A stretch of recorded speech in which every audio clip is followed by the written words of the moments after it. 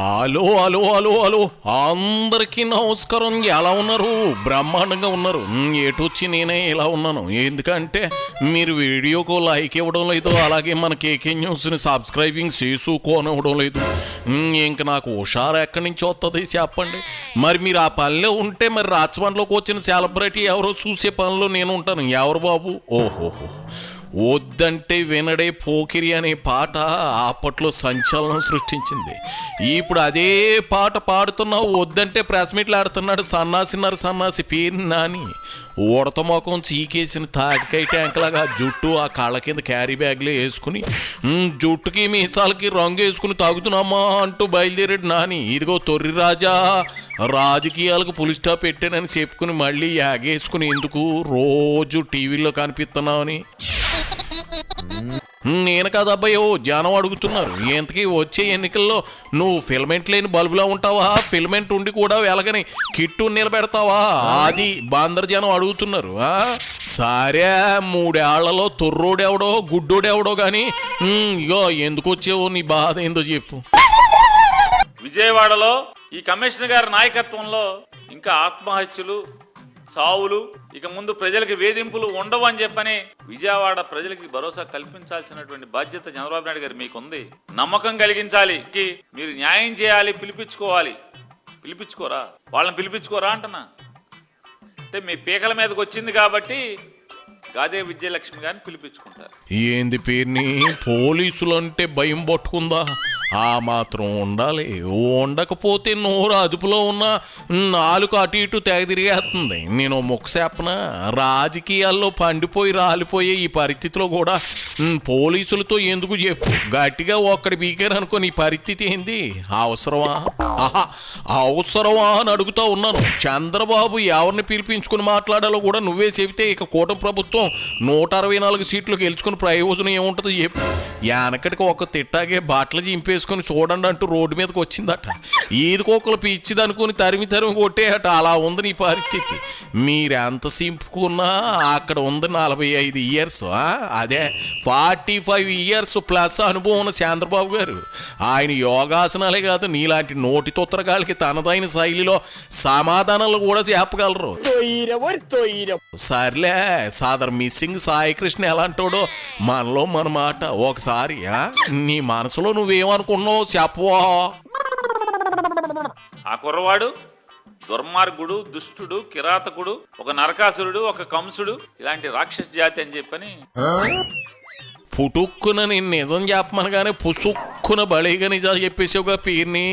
23 కేసులు ఉన్నాయి కదా, నీ మనసుకి తెలుస్తుంది కదా ఆ కుర్రోడు ఎలా అంటాడో, అందుకే నిజాలుగా ఎక్కేసావు. సర్లే, అంతేనయ్యా, ఏమైనా చెప్పాలనుకుంటున్నావా?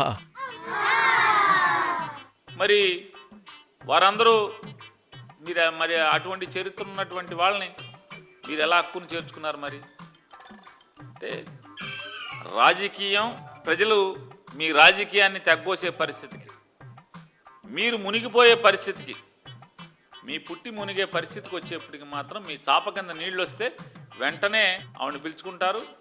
నమ్మకాన్ని, భరోసాని, న్యాయం చేస్తాననేటువంటి సంతృప్తిని కలిగిస్తారు. మరి మాదిక కులస్తుడైనటువంటి మే మాసంలో చనిపోయిన ఆయనకి, ఆ కుటుంబానికి, ఆ తండ్రికి, ఆ తల్లికి, ఆ కుటుంబానికి భరోసా కల్పించరా? నమ్మకం కల్పించరా? దాని మీద ఎఫ్ఐఆర్ని మళ్ళీ రీఇన్వెస్టిగేషన్ చేయించరా?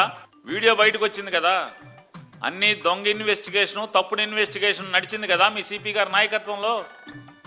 మరి దాన్ని రీఎంక్వైరీ చేయాలి కదా.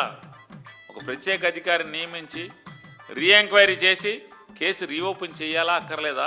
శాతగానోడికి దొంగే గురువు అన్నట్లు మీ బాస్ అలా ఉంటే మీరు ఇలా ఉండకే అలా ఉంటారులే పేరుని. ఆయన ఎవరి మీద కేసులు కట్టాలో, ఎవరికి కేసులు రీఓపెన్ చేయాలో కూడా నువ్వే చెబుతున్నావా తొర్రి రాజా? పోలీసుల పని కూడా నువ్వే చేసే పని అయితే బందర్లాంతర్ల సెంటర్లో రోజు రాత్రి గోర్ఖా జాబ్ చెయ్యి ముందు. ఆయన రాజకీయాలు వదిలేసి నీకు ఎట్లాంటి కాపలా ఉద్యోగాలే కరెస్ట్. ఏమంటావు?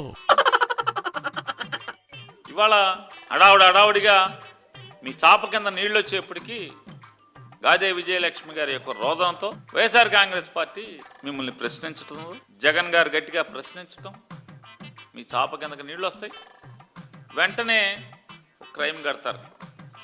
అర్ధరాత్రి పూట పిలుచుకుని 40 రోజుల్లో ఏ ఒక్క రోజైనా commissioner of Vijayawada, police commissioner of Vijayawada గారు ఏ రోజన్నా ఆవిడని పిలుచుకుని మాట్లాడారా?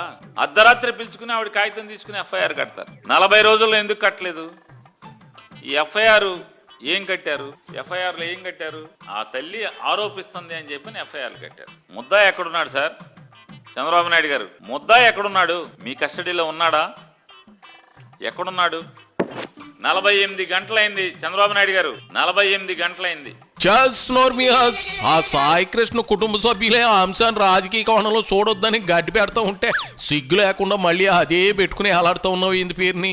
48 గంటలు అయితే ఏంటి, దర్యాప్తు చెయ్యొద్దా? ఆరోపణలు ఎదుర్కొంటున్న సీఐని సస్పెండ్ చేశారు కదా, ఆయన కందకలేని దొరత కత్తిపెట్టుకెందుకో జగన్ వచ్చాడని తెగ భయపడిపోయారా కూటమి నేతలు. అంత సీన్ జగన్కు ఉందా? 11 సీట్లు వచ్చి అసెంబ్లీకి రావాలంటేనే సుస్సు పోసుకునే జగన్ చూసి ఎవడైనా భయపడతాడా? అసలు పట్టించుకుంటాడా? నిజాలు మాట్లాడుతుర్నాని.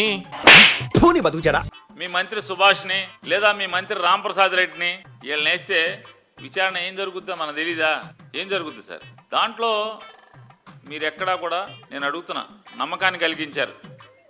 ఈ సాయి కృష్ణ బతికున్నాడా చనిపోయాడా? ఏం జరిగింది? 48 గంటలైంది. సిఐ నాగరాజు గారిని పిలవలేదు, టాస్క్ ఫోర్స్ని పిలిచారు. కానీ టాస్క్ ఫోర్స్ బాస్ ఎవరు? విజయవాడ సిపి గారిని పిలవాలి కదా. విజయవాడ సిపి గారిని ఎందుకు పిలవలేదు? పిలవాలి కదా. టాస్క్ ఫోర్స్ మొత్తం బాధ్యులు విజయవాడ సిపి గారు. ఆవిడెవరో అమాయకురాలని దొరికిందని చెప్పి ఆవిడని పిలుస్తారు. ఈవిడొక అమాయకుడు దొరికాడు నాగరాజుని. ఇవాళ విజయవాడ కాదు ఆంధ్ర రాష్ట్ర ప్రజల్లో అనేక సందేహాలు ఉన్నాయి. సిపి గారి ఆదేశాల మేరకు టాస్క్ ఫోర్సు మార్కాపురం వెళ్ళి ఆయన పికప్ చేసింది. ఆ కుర్రోడిని వాళ్ళ అమ్మగారి దగ్గరికి వెళ్ళి ఫోన్ లాక్కున్నారు. ఫోన్ లాక్కుని ఆ ఫోన్లో ఆ కుర్రోడిని ట్రేస్ చేసి ఆ కుర్రోడిని అక్కడిని మార్కాపురం నుంచి తీసుకొచ్చారు. ఏదో దేనికోసమో అతన్ని పూర్తిగా హింసించారు. అది అయిపోయిన తర్వాత కృష్ణలంక పోలీసులకు అప్పచెప్పారు. విచారణ కోసం జేమ్స్ బాండ్ 007 పేరుని నానిని 001 అంబటిని పిలిపించాలంటావా ఏంది? క్యారీ బ్యాగులు నాని చెప్పు. క్రైమ్ సీన్ నువ్వే పక్క నుండి చూసినట్లు బలేగా స్టోరీలు చెప్తున్నావే. ఈ మధ్యగాని ఓటీటీలో మలయాళం క్రైమ్ సినిమాలు కానీ తెలుగులో చూస్తున్నావా ఏంది పేరుని? ఏటా ఊహాజనితమైన స్టోరీలు అల్లడం నీకే కాదు చాలా మందికి వచ్చు.